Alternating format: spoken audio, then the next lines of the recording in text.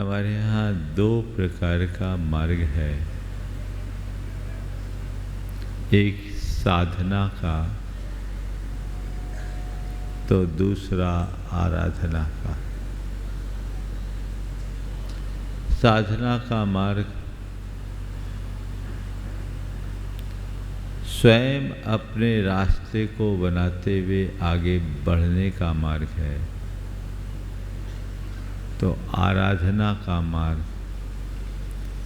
बने बनाए रास्ते पर चलने का मार्ग है।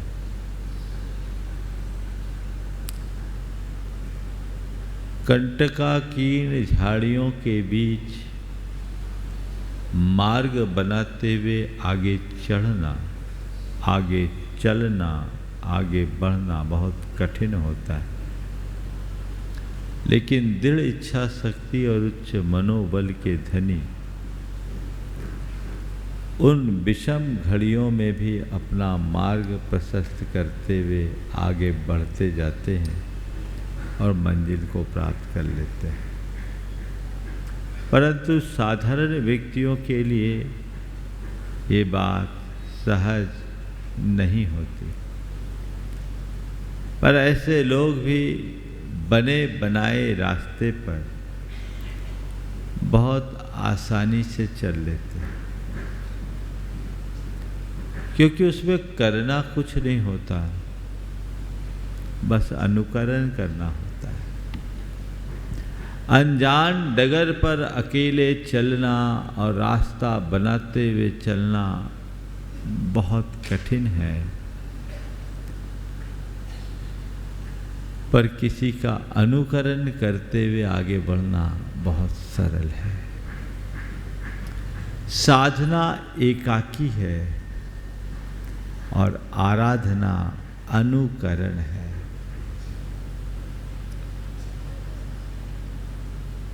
हमारे यहाँ कहा गया यदि तुम में क्षमता हो, शक्ति हो, इच्छा शक्ति हो, मनोबल हो, तो तुम साधना के सुपथ पर चलो। पर यदि ऐसा संभव नहीं है तो आराधना मत छोड़ो।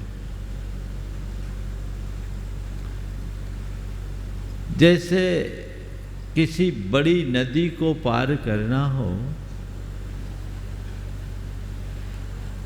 और तुम्हारे पास तैरने की क्षमता हो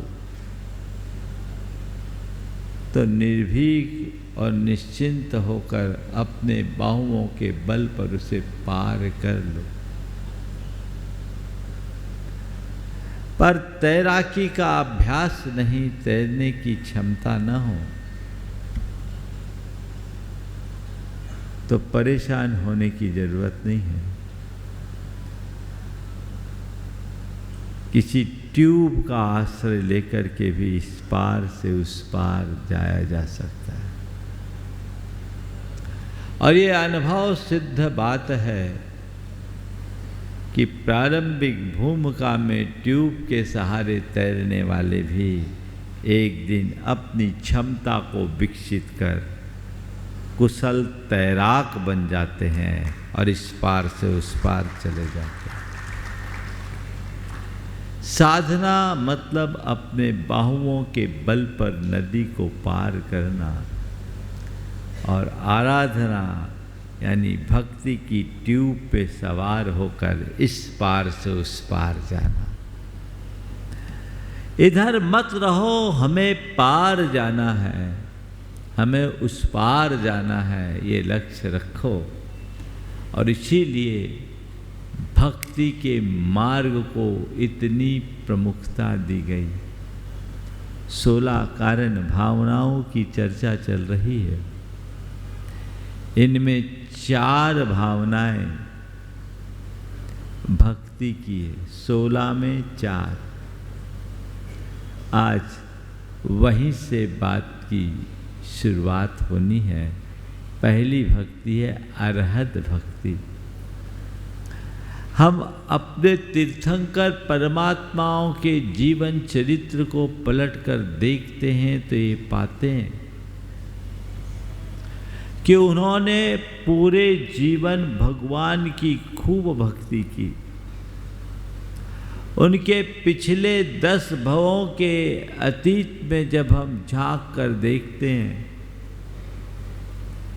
तो हर भव में उनने भगवान की भक्ति की, परमात्मा की आराधना की, गुरुओं की सेवा की। और यही भक्ति और आराधना ने उनकी आत्मा में ऐसी पात्रता प्रकट की कि आज वे भगवत स्वरूप बनकर इस धरा पर प्रकट हुए और भगवत्ता की अभिव्यक्ति के साथ हम सबका मार्ग प्रशस्त कर रहे हैं। आराधना हमें साधना में समर्थ बनाकर सिद्धि तक पहुंचा देती है। इसलिए हम इस आराधना के मार्ग को ठीक तरीके से समझें और न केवल समझें अपितु समझकर उसे अंगीकार भी करें। बात भक्ति की। भक्ति है क्या? आप सब भक्ति करते हो कि नहीं करते हो, है ना? आप सब भक्ति करते हो, आप सब भक्त हो कि नहीं हो ना? बढ़िया, देखो कितनी खुशी हो गई। भक्ति और भक्त। भक्ति है क्या? भक्ति है क्या? भगवान के पास जाकर पूजा के 2-4 छंद बोल देना रटे रटाए, गाना बजाना, कमर मटकाना, हाव भाव प्रदर्शित कर देना, क्या यही भक्ति है? तो कहते नहीं। ये भक्ति का बड़ा उथला रूप है। भक्ति एक आंतरिक परिणति है जो हमें हमारे परमात्मा के निकट पहुंचाती है। वो क्या है? तो कहते हैं भाव विशुद्धि युक्त अनुराग भक्ति। भक्ति भाव विशुद्धि से युक्त अनुराग का नाम है। अनुराग तो सब में होता है और जिस किसी के प्रति होता है, लेकिन साधारण अनुराग संसार को बढ़ाता है। वह मोह की परिणति मानी जाती है। लेकिन भक्ति साधारण अनुराग नहीं, भाव विशुद्धि युक्त अनुराग है जो हमारे मोह को विनष्ट करने वाली है, जिससे विरक्ति के भाव उत्पन्न हो, उसका नाम ही भक्ति है। सामान्य अनुराग और भाव विशुद्धि युक्त अनुराग में क्या अंतर है? सामान्य अनुराग हमारे अंदर चाह उत्पन्न करता है और भाव विशुद्धि युक्त अनुराग हमारे चाह को मिटा देता है। यदि तुम्हारे मन में कोई भौतिक आकांक्षा भरी है तो मान करके चलना, मेरा ये अनुराग सांसारिक अनुराग है। भले तुम भगवान के समक्ष क्यों ना हो, भले तुम गुरु के सामने क्यों ना हो, दुनिया के नज़र में तुम एक अच्छे भक्त भले कहला लो, लेकिन तुम्हारे हृदय में भक्ति अभी प्रस्फुटित नहीं हुई, क्योंकि अभी तुम्हारे अंतर मन में विषयानुराग है, भोगाकांक्षा है, सांसारिक अनुराग है। अभी भाव विशुद्धि प्रकट नहीं हुई। ये संसार को बढ़ाने वाला है। जिसके हृदय में भाव विशुद्धि प्रकट हो जाती है, उसकी भक्ति विरक्ति की ओर मुड़ जाती है। भक्ति में विरक्ति का बीज पनपता है। अंतरंग में वैसा भाव घटना चाहिए। अगर तुम भगवान के भक्त बन गए, यदि तुम भगवान के अनुरागी हो गए,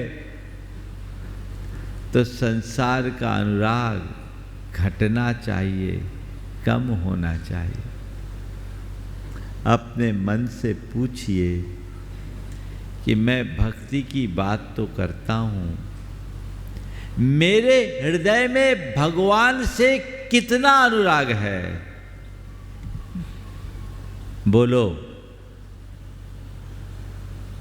मैं ये तो नहीं कहूँगा कि आपके हृदय में भगवान से अनुराग नहीं है, ये तो नहीं कह सकता। अनुराग तो है, लेकिन कितना और कैसा? भगवान से जितना अनुराग है,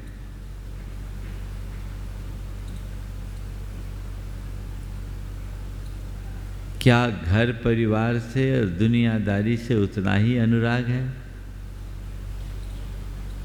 क्या निकलेगा? महाराज, अभी तो घर परिवार से जितना अनुराग है, उसका शतांश भी भगवान के प्रति नहीं है क्या? और महाराज क्या बताऊं, आप तो सब जानते हो, हम भगवान के चरणों में भी आते हैं तो घर परिवार का आकर्षण हमें वहाँ से खींच ले जाता है और फिर हम उसमें रम जाते हैं, भगवान छूट जाते हैं, है ना? बोलो। तो अब बताओ, आपको हम भगवान का अनुरागी माने या संसार का अनुरागी माने? बोलो। हाँ, संसार का अनुरागी। पूरी जिंदगी व्यक्ति संसार का अनुरागी बन जाता है और अंत में उसे भगवान का प्यारा बनना पड़ता है ना? क्या होता है? जिंदगी जो संसार का अनुरागी बन करके बिताया, अंत में कहते हैं वो भगवान का प्यारा बन गया, क्योंकि पूरे जीवन जिस संसार में वो रमता है, वहाँ उसे सब कुछ मिल जाता है, जो प्यार मिलना चाहिए वो नहीं मिलता, और इसी से वंचित होने के कारण अंत में कहा जाता है वो भगवान का प्यारा बन गया। मैं आपसे कहता हूँ, जीते जी भगवान से प्यार कर लो, फिर कभी भगवान का प्यारा बनने की नौबत नहीं आए। भगवान से प्यार का नाम ही भक्ति है। भक्ति है क्या? भक्ति परम प्रेम रूपा अमृत रूपा च। भक्ति परम प्रेम की अभिव्यक्ति है, वो प्रेम स्वरूप है, अमृत स्वरूप है। प्रेम भी आपके पास है ना?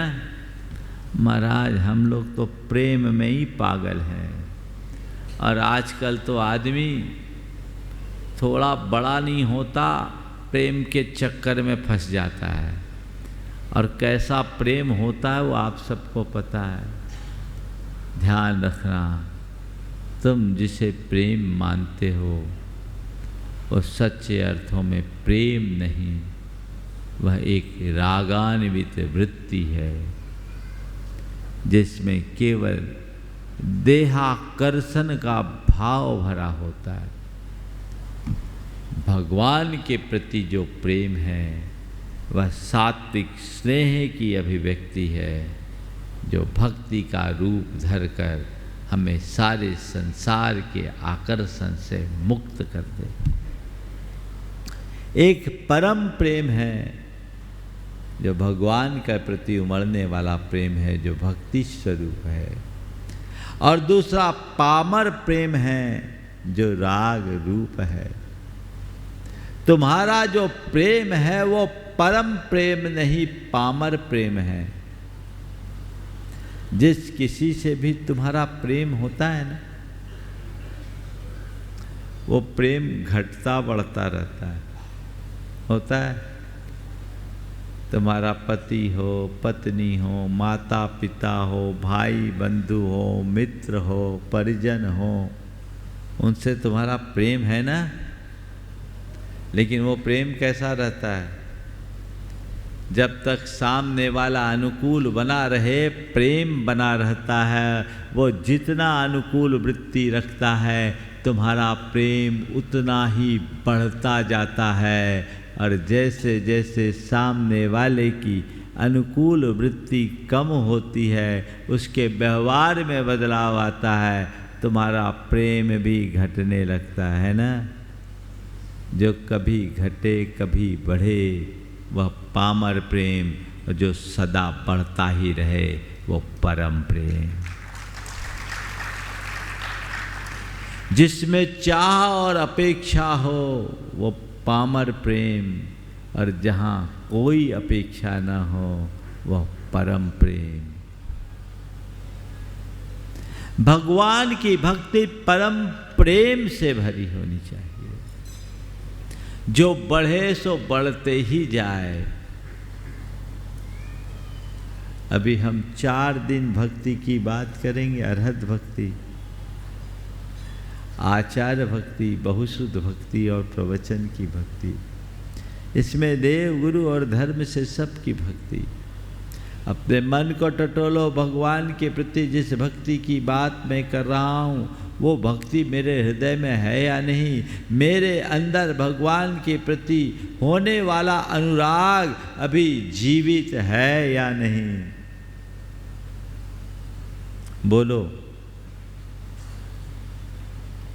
आप लोग तो भगवान की भक्ति करते हो और थोड़ा बहुत काम न बने तो भगवान बदल लेते हो। होता है कि नहीं होता? हाँ, ये आज के भक्तों की पहचान। हाँ,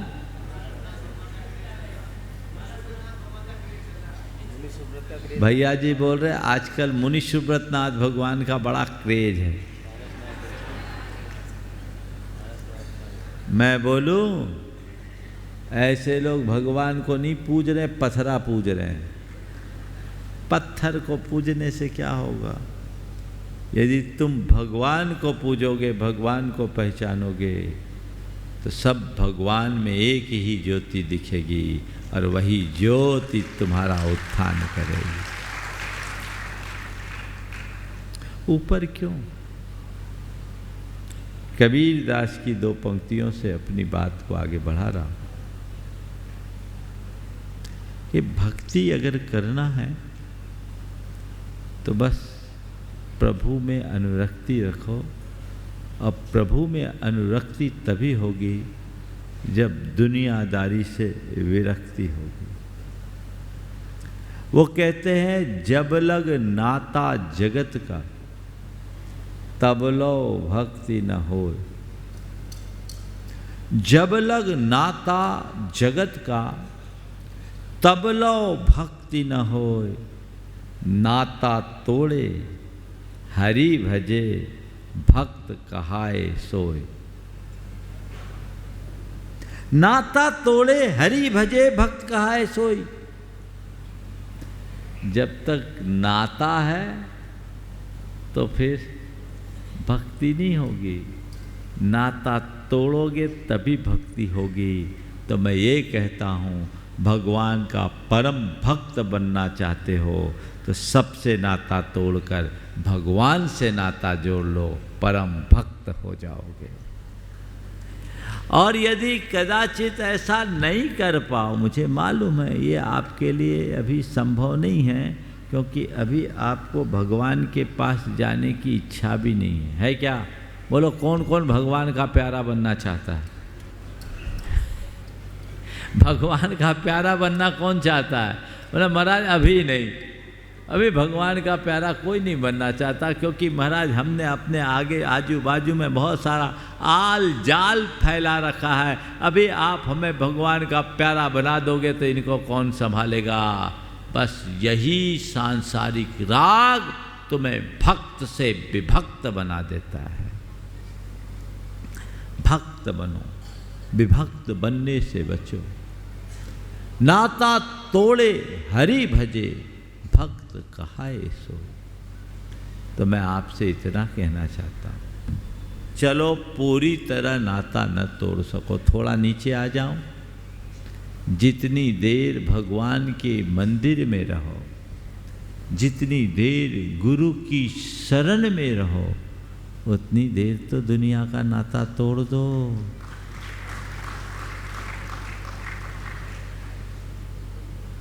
उतनी देर तो छोड़ सकते हैं, पर वहां भी नहीं होता, क्योंकि अंदर का संस्कार इतना प्रगाढ़ बना हुआ है कि बार बार बार बार वही बातें मन में हावी होती है और मन खिंचा चला जाता है। और आजकल तो आपने कुछ बीमारियां भी पाल रखी। भगवान के दर्शन करने में भी मोबाइल, फोटो। क्या हम फोटो भेजेंगे किसको? अपने घर में, अपने परिवार में, अपने बच्चों में। किसको दिखाओगे? अपने दोस्तों को। व्हाट्सएप में डालेंगे, फेसबुक में डालेंगे, इंस्टाग्राम में डालेंगे। अरे भैया, भगवान की भक्ति करने आए हो या दुनियादारी का विज्ञापन? बोलो, हाँ? कहाँ जा रहे हैं हम? कैसे करे भक्ति? 4 दिन बात चलनी है, और आज की 4 बातें मैं कह रहा हूं जो भक्ति के 4 आधार है। ये लंबी चलेगी प्रक्रिया, लेकिन भक्ति के 4 रूप: नाम स्मरण, रूपावलोकन, गुण चिंतन और गुणोपलब्धि। नाम स्मरण, रूपावलोकन, गुण चिंतन और गुणोपलब्धि, ये भक्ति के क्रमिक विकसित 4 रूप हैं। सबसे पहला रूप नाम स्मरण। तुमसे कुछ नहीं बनता तो भगवान का नाम जपना शुरू कर दो। भाव विशुद्धि से भरकर यदि तुम नाम स्मरण भी करोगे तो यह सुमिरन तुम्हारे अंतस की मलिनता को नष्ट करेगा और तुम्हारे जीवन को पवित्रता से भर देगा। आज रविवार है, थोड़ा बढ़ा दो तो ठीक है ना। यह सुमिरन तुम्हारे मन की मलिनता को नष्ट करेगा और तुम्हारे हृदय को पवित्रता से भर देगा। नाम स्मरण करो। एक दिन मुझसे एक ने सवाल किया कि महाराज, भगवान का नाम जपने से हमारे कर्म कैसे कटेंगे? है ना, भगवान का नाम जप रहे हैं और हमारा कर्म कट रहा है। अरे, किसी का नाम लेने से कर्म कटेगा? मैंने कहा ये सवाल 50 बरस पहले कोई उठाया होता तो शायद उसे उत्तर देने में सोचना पड़ता, पर आज विज्ञान ने कई ऐसे बातें प्रस्थापित कर दी जिससे हम ये कह सकते हैं कि भगवान के नाम स्मरण से हमारा कर्म कटता है, हमारी मलिनता दूर होती। कैसे? हम किसी का नाम कब जपते हैं? जब हम उन्हें हृदय में स्थान देते हैं। छोड़ो, थोड़ी देर के लिए भगवान को एक तरफ करते हैं। अगर आप किसी के प्रेम में पड़े हो, प्राय कोई ना कोई, हर कोई किसी न किसी के प्रेम में तो पड़ा ही रहता है। और अगर आप किसी के प्रेम में पड़े हो तो क्या परिणति होती है? जिससे प्रेम होता है उसकी धुन मन में सवार होती है कि नहीं होती? बोलो। मौका बेमौका उसका नाम लेते हो कि नहीं लेते हो? लेते हो। उसका स्मरण होता है कि नहीं होता? बोलते जाओ तुम लोग, ये अनुभव तुम लोगों का। हाँ, होता है ना? नाम लेते हो, स्मरण होता है, उसकी छवि को निहारने का जी होता है कि नहीं होता? हर कोई अपने पर्स में रखे होंगे उनकी तस्वीरें, या मोबाइल में लगाए रखे होंगे, है ना? बार बार छवि देखने का जी होता है कि नहीं होता? उनके गुणों का चिंतन करने, हाँ, उनके गुणों के चिंतन का भाव होता है कि नहीं होता? बोलते तो जाओ। होता है। और उससे मिलने की इच्छा होती है कि नहीं होती? होती। क्यों? क्योंकि सामने वाले के प्रति प्रेम है ना? सामने वाले के प्रति प्रेम है। इसी तरह जिसके हृदय में परमात्मा से प्रेम होता है वो हर पल परमात्मा का नाम लेता है, परमात्मा की छवि निहारने का भाव रखता है, परमात्मा के गुणों का चिंतन करता है और परमात्मा से मिलने की चाह रखता है। तो जिससे प्रेम होता है वो हृदय में बसता है। जब हम परमात्मा का नाम स्मरण करते हैं, परमात्मा को हृदय में बसा लेते हैं, और मनोविज्ञान कहता है मनुष्य जब कभी किसी उच्च आदर्श को अपने हृदय में स्थापित कर लेता है तो वही उसकी समस्त वृत्तियों और प्रवृत्तियों का नियंत्रक और संचालक बन जाता है। हमारे हृदय में जब परमात्मा बैठ गए, भक्ति से भरकर हमने अपने हृदय के आसन में परमात्मा को बिठा दिया, तब मेरे हृदय का संचालन हम नहीं, मेरे परमात्मा करेंगे। वो हमारी समस्त वृत्तियों और प्रवृत्तियों का नियंत्रण करते हैं। और उस घड़ी जब हम भाव विशुद्धि से भरकर उनका नाम स्मरण करते हैं तो उससे हमारे हृदय में बढ़ने वाली विशुद्धि से हमारे शरीर के अंतःस्रावी ग्रंथियों में बड़ा सकारात्मक परिवर्तन आता है। सारे पॉजिटिव रसायनों का सिक्रेशन शुरू होता है। उससे हमारे भावों में विशुद्धि होती है और शरीर के रसायन बदलते हैं।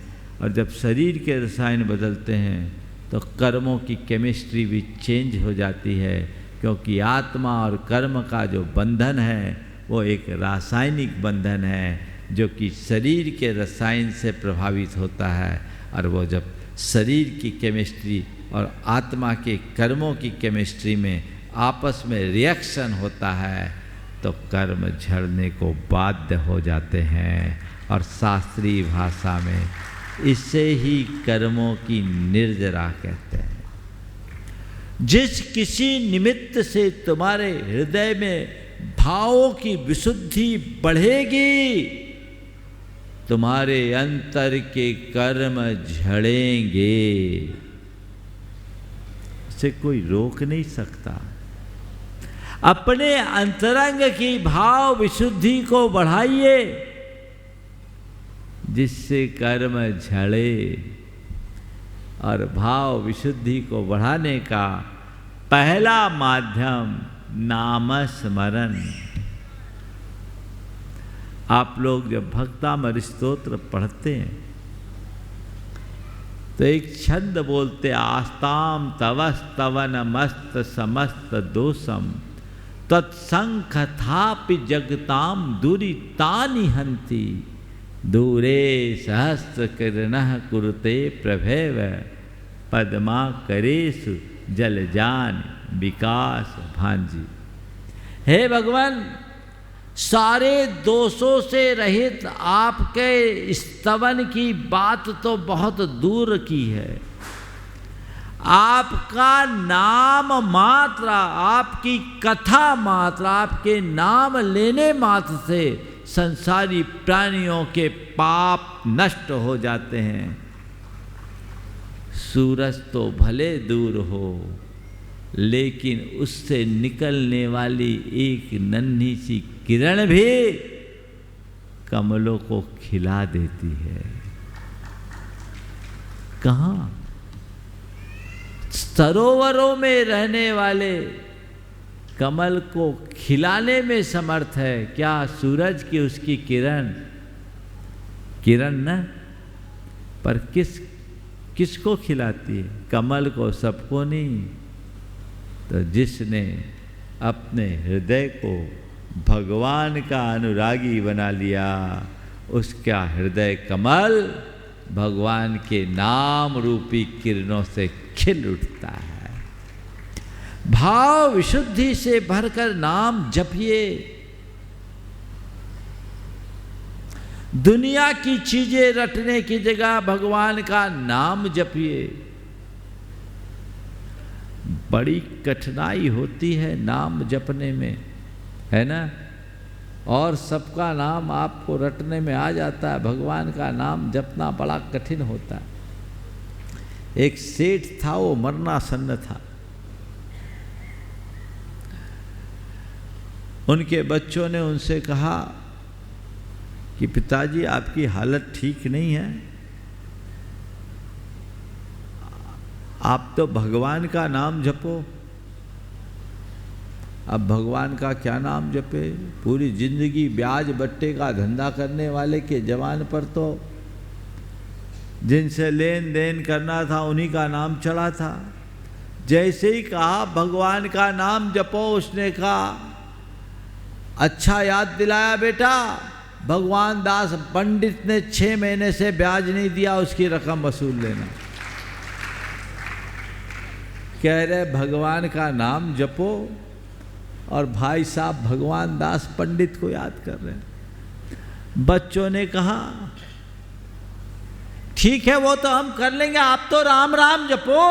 बोले ठीक याद दिलाया बेटा, राम भरोसे ने पिछले साल भर से रकम नहीं चुकाई, उसका भी वसूली कर लेना।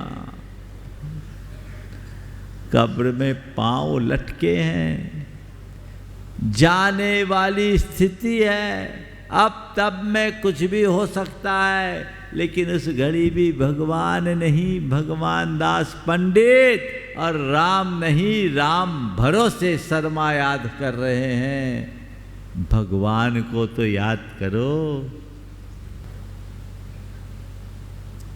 जपते चलोगे तो जीवन धन्य होगा। एक बड़े ख्यात संत थे,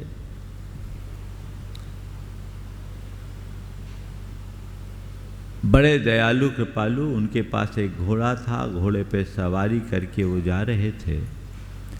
रास्ते में एक राहगीर मिला, उनने उससे लिफ्ट मांगी और कृपा वत्सल होने के कारण संत ने उसे घोड़े पर सवार कर लिया। राहगीर घोड़े पर मुग्ध हो गया और उसने संत से कहा कि महाराज आप तो साधु संत ठहरे, आपको इन घोड़े मोड़ों से क्या लेना देना? ये घोड़ा तो हम गृहस्थों के काम का है। अगर ये घोड़ा आप मुझे दे दो तो आपकी बड़ी कृपा होगी। संत ने कहा देख घोड़ा मैं तुझे दे दूंगा, पर मेरी एक शर्त, मेरी एक शर्त है। बोले क्या? बोले जहाँ तुझे जाना है यहाँ से 3 मील बचा है, 3 मील तक तुम्हें केवल राम राम राम राम जपना है, राम नाम जपना और कुछ नहीं जपना। यदि 3 मील तक तू राम नाम जपा तो मैं तुझे घोड़ा दे दूंगा। उसने कहा अच्छा बेवकूफ़ बनाया, बड़ा सस्ता सौदा है, 3 मील ही तो चलना है, राम नाम जपना है। उसने कहा हाँ बिल्कुल राम नाम जपना, एक बार भी रुक गया चुक गया तो फिर मैं नहीं दूंगा। बोला ठीक है महाराज, मैं 3 मील तक राम नाम जपता हूँ, राम नाम जपूंगा। अब चला राम राम राम राम राम राम राम राम राम राम रटना शुरू किया और मन में कीड़ा काटा, ये बाबा घोड़ा तो देगा लगाम देगा कि नहीं, राम राम राम राम घोड़ा देगा लगाम देगा कि नहीं, राम राम राम राम घोड़ा देगा कि नहीं, घोड़ा देगा लगाम देगा कि नहीं, लगाम देगा कि नहीं, राम राम राम राम लगाम देगा कि नहीं। अब दिमाग में कीड़ा काटना शुरू किया, हद हो गई, पूछ ही लेता हूँ ना कि घोड़ा तो दोगे लगाम दोगे कि नहीं, बाबा घोड़ा दोगे लगाम दोगे कि नहीं। और उसने इसी ख्याल में पूछ ही लिया कि महाराज घोड़ा दोगे लगाम दोगे कि नहीं। महाराज ने कहा बच्चू अब न घोड़ा दूंगा न लगाम, क्योंकि शर्त खत्म हो गई। 3 मील तक राम राम नहीं जप पाया। भक्ति करने की बात करते हैं, कितनी देर भगवान का नाम करने की इच्छा होती। बोलो तुमसे कोई माला जपने के लिए कह दे, कोई भजन करने के लिए कह दे, कोई कीर्तन करने के लिए कह दे, तो तुम जपते जपते न जाने क्या क्या बकना शुरू कर देते हो। यही दुर्बलता है जो तुम्हें भक्त से विभक्त बना देते। नाम जपो, रोज अभ्यास बनाइए, सुबह से उठ करके परमात्मा का स्मरण कीजिए, 24 तीर्थंकरों की वंदना कीजिए, उनका नाम सुमरण कीजिए, और जब खाली हो नाम जपो। मैं एक ऐसे सज्जन को जानता हूं, उनका बड़ा उत्तम अभ्यास था। हम लोग उनको नमोकार बाबा बोलते थे। वो जितनी देर जागृत रहे नमोकार ही बोलते, उच्चारण पूर्वक, जबलपुर के थे। और बातचीत करते करते बीच में बात करने का बात प्रसंग आए, बात कर ले, लेकिन ऐसा अभ्यास कि नमो अरहंतानम नमो सिद्धानम के बाद किसी से बात की तो अगली बात पूरी होते उनका नमो आयरियानम चलेगा। पड़गहान करते तो भी नमोकार बोलते बोलते महाराज आ गए, हे स्वामी नमोस्तु नमोस्तु। बात पूरी हो जाए तो जहाँ छूटे वहीं, पूरे आहार में नमोकार। बहुत उत्तम समाधि हुई उनकी। शायद अपने संघ की एक आरिका के पिताजी थे, सतर्कमती, जबलपुर वाले। नमोकार आप अभ्यास बना सकते हो। भगवान का नाम स्मरण करने की आदत डाल दो, बहुत सारी बुरी आदतों से बच जाओगे। तुम्हारी जबान निर्मल हो जाएगी, मुख से जो अशुभ अमंगल और अपवित्र बातें निकलती है सबसे बच जाओगे। सोचो अपनी जिह्वा को दिन भर में कितनी बार अपवित्र करते हो कि नहीं? पवित्र बनाना है।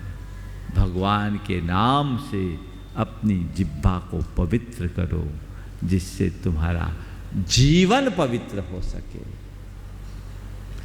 दूसरा रूप है रूपावलोकन, भक्ति का रूप। कुछ मत करो, कुछ मत जपो, चुपचाप से बैठ जाओ और भगवान की छवि निहारना शुरू करो। छवि निहारना शुरू करो।